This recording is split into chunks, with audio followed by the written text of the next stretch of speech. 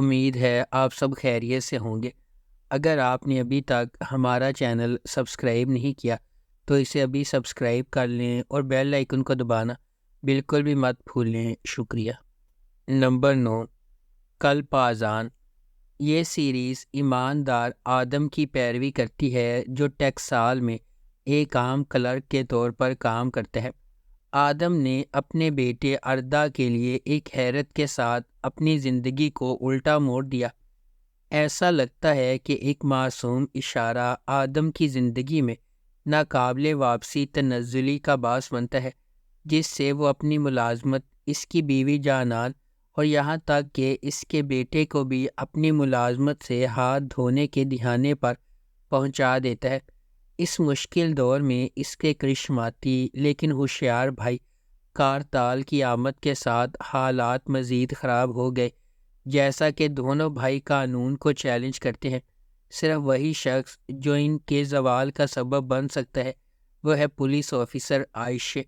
کارتال کا عائشہ کے ساتھ غیر متوقع سامنا اور اس کے بعد اس کی محبت توازن کو پوری طرح سے بدل دے گی۔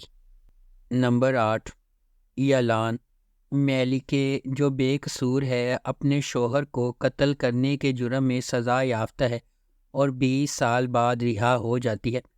اس کا واحد خواب اپنی بیٹی ہازال کے ساتھ دوبارہ ملنا ہے، جسے اس نے بچپن میں اپنی بہن کے سپرد کیا تھا۔ تاہم میلیکے نہ صرف باہر اپنی بیٹی کا انتظار کر رہی ہے بلکہ جھوٹ سے بنی ایک نئی جیل کا بھی انتظار کر رہی ہے۔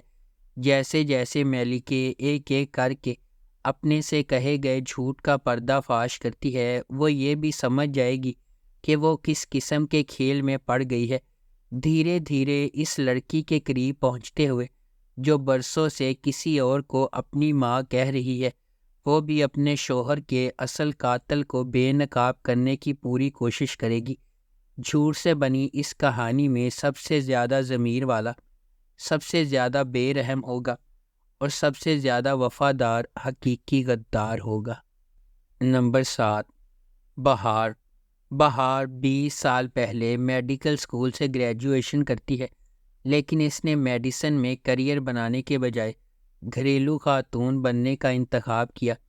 اس کی شادی کامیاب سرجن تیمور یاووزولو سے ہوئی ہے اور اس نے اپنی زندگی اپنے شوہر اور بچوں کے لیے وقف کر رکھی ہے۔ بظاہر خوش نظر آنے والا یاووزولو خاندان بہار کی بیماری سے ہل گیا ہے۔ بہار کے ڈاکٹر ایورن اسے بچانے کے لیے پرعزم ہے اور کہتے ہیں کہ اس کا واحد حل جگر کی پیوند کاری ہے۔ خاندان میں واحد ہم آہنگ جگر تیمور کا ہے۔ یاووزولو خاندان کے لیے جن کا ایک بڑی حد سے تجربہ کیا جاتا ہے، کچھ بھی دوبارہ ویسا نہیں ہوگا۔ نمبر 6، کرلی سپیٹی۔ ہر امیر محلے کے لیے غریب عورتوں کی فوج ہوتی ہے جو اسے چلاتی رہتی ہے۔ یہ تمام صفائی کرنے والے، دیکھ بھال کرنے والے اور گھریلو مدد ایک ہی اصول کے مطابق زندگی گزارتے ہیں کہ وہ پوشیدہ رہیں گے۔ فرنیچر کے ٹکڑوں کی طرح وہ ایک فنکشن کی خدمت کے لیے موجود ہے اور بس کسی اور کے خاندان کے لیے سارا دن کام کرنے کے بعد ہی وہ اپنے گھر جا سکتے ہیں اور اپنے خوابوں اور خواہشات کے ساتھ حقیقی لوگوں کی طرح زندگی گزار سکتے ہیں۔ کرلی سپیٹی ایک ایسی ہی لچکدار خواتین کے گروپ کی کہانی ہے جن کی زندگیاں دوسروں کے چھوڑے ہوئے گندگی کو صاف کرنے میں گزرتی ہیں۔ کہانی اس وقت شروع ہوتی ہے جب ان خواتین میں سے ایک، مریم، المناک طور پر ایک گھر میں کام کرتے ہوئے اپنی موت کے منہ میں چلی جاتی ہے۔ نمبر 5، ویدا مکتوب۔ اعلیٰ نور کی زندگی جس میں وہ مکمل طور پر ضیاء پر منحصر تھی، خط کے ساتھ بدل جاتی ہے۔ ٹھیک 30 سال بعد، چاہے ہم اسے تقدیر کا موڑ کہیں، کائنات کا بے مثال انصاف یا محبت کی طاقت، یلدز اور کارلی خاندانوں کے راستے پھر سے گزر جاتے ہیں۔ دو مخالف خاندانوں، بالخصوص اعلیٰ نور اور ضیاء کی قسمت اب ان کے بچوں اصلی اور محمد کے ہاتھ میں ہے۔ جبکہ محبت صحیح وقت پر صحیح جگہ پر ہونے کا انتظار کر رہی ہے، اصلی اور محمد کی قسمت غلط وقت پر غلط جگہ پر متحد ہو جاتی ہے۔ نمبر 4، عمر آدم اولو ایک نوجوان ہے جو استنبول کے قدیم ترین محلوں میں سے ایک میں اپنے والد ریست اور دادی نزہت کے ساتھ رہتا ہے۔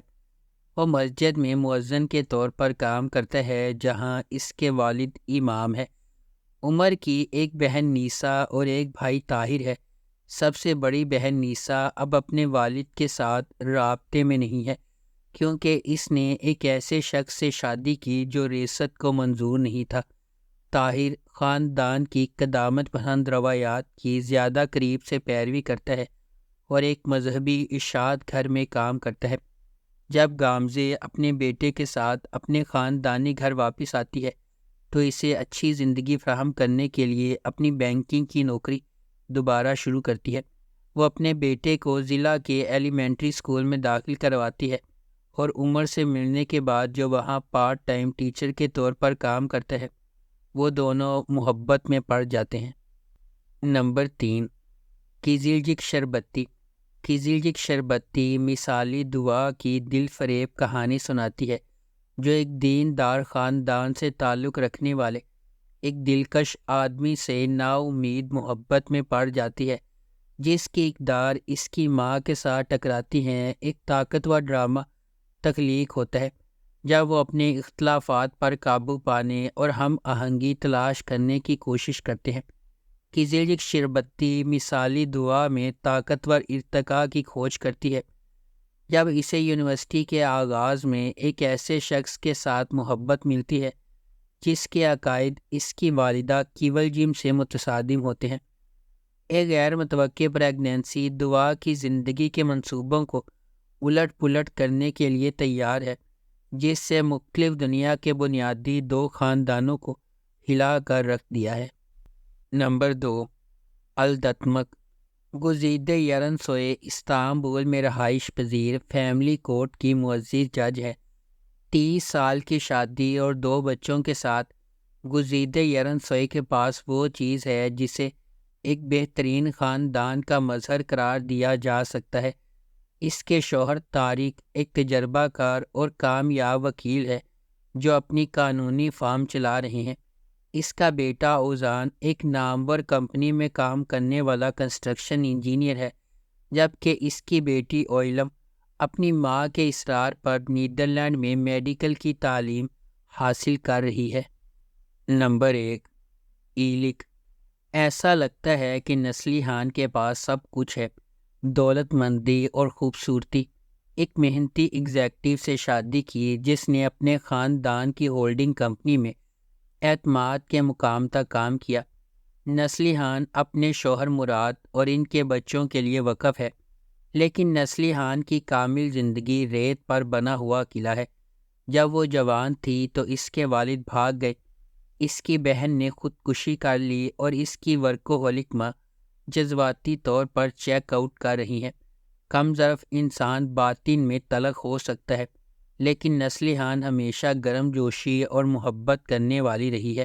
وہ اپنے گھر والوں اور دوستوں کے لیے جذباتی چٹان ہے، کوئی ایسا شخص جو مصیبت میں دوسروں کی مدد نہیں کر سکتا، یعنی جب تک اسے پتہ نہیں چلتا ہے کہ مراد کئی سالوں سے دھملا کے ساتھ اسے دھوکہ دے رہا ہے جس سے وہ حال ہی میں ملی تھی اور اسے بہن سمجھتی تھی۔ اگر آپ کو ہماری یہ ویڈیو پسند آئی ہے تو اسے لائک کریں، شیئر کریں اور ہمارے چینل کو سبسکرائب کرنا بالکل بھی مت بھولیں۔ آپ کا بہت بہت شکریہ۔